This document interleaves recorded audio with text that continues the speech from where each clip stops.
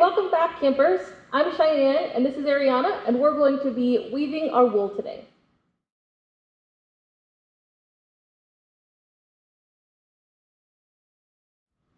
For this activity, you will need a piece of cardboard.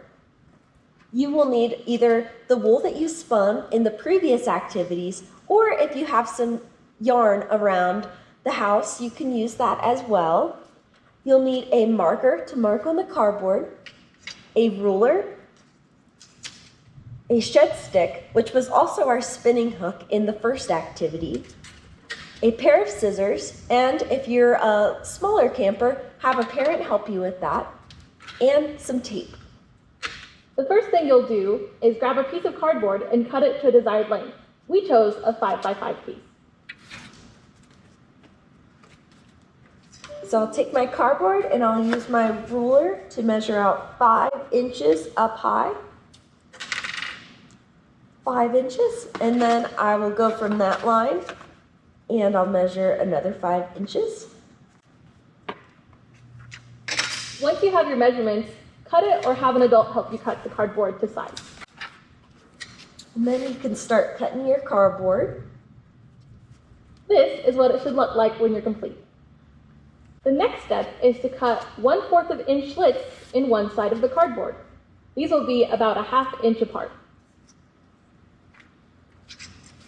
So, if you need an idea about what a 1/2 inch is and what a 1/4 inch is, you can use your ruler to look on there and you measure it out and mark on there.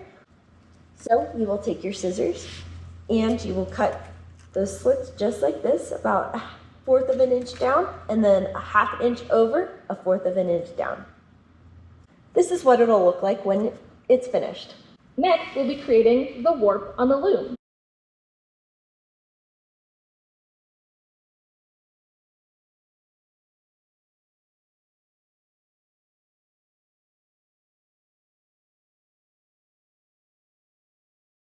Grab either your 2-ply wool or a piece of yarn and tape it to the back on one end of the cardboard. So I'm taking the cardboard and the yarn. I'm going to find my end and line it up right on the edge, just like that, and take a piece of handy dandy tape and tape it just like that. Alrighty, the next step is you're going to take your string and weave your yarn around the first loop down onto the bottom. Make sure you're lining up which one you're going to. So I have it taped on the back right here, and it'll line up right with this slit here, and then we'll go down to the slit directly below it. How does this look, Cheyenne? Beautiful, looks super even. Sweet, and then we will keep going up to the slit that was right next to where we started, and then go to the bottom one, just like that. You'll be making a circular motion with your hands as you're stringing it around. This is what it should look like when you're done. And once you reach that final slit, you're going to cut off the excess and put a piece of tape down to tape down that end, just like we did in the beginning. Now's the part where if you spun wool from earlier, you would tie the ends together to create a long piece of spun wool. We're just using yarn today, so we won't need that step. What you'll do to start is you're going to use the spinning hook from the wool spinning kit as your shed stick. A shed stick is a tool used to create a temporary separation between the warp yarns. Feed the shed stick over and under the warp with every second string being raised. Ariana will show you what I mean.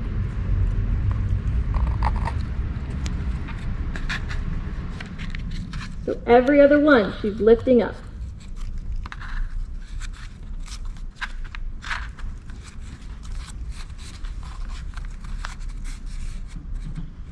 Now we've created a pattern with our shed stick that our string or yarn will follow. Now weave the yarn across the loom following the pattern of the shed stick. This yarn is known as the weft.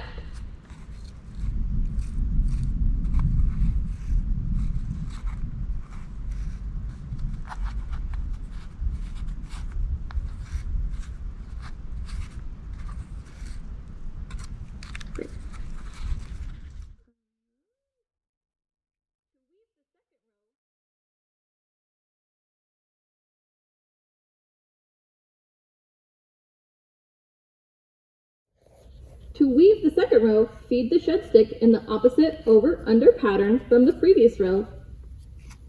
Ariana started under for the first one, so she's going to go over her second line.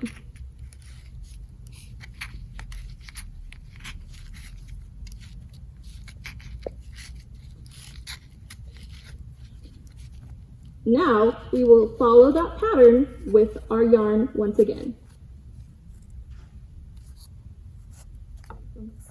You can use your fingers to pull the yarn through, or Ariana is using the shed stick or the weaving tool from earlier to pull it through.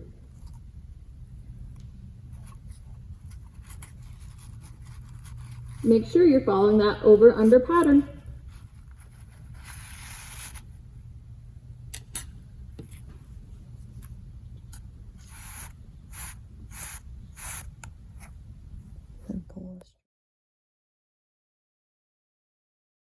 The string goes through straight.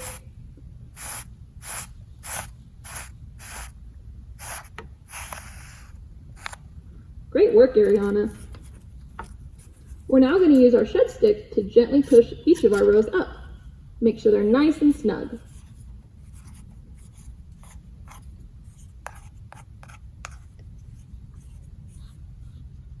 Now, let's repeat those processes until we're finished.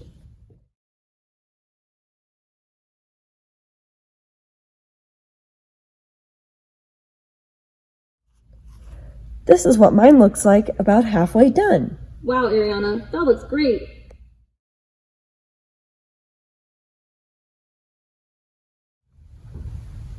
Weaving is a great skill and you can make so many different projects with it. With this one, if you'd like to create a hanging piece of art, you would tie a piece of dowel or wood above your piece, detach the ends, and tie it at the top to make sure that you have a hanging piece.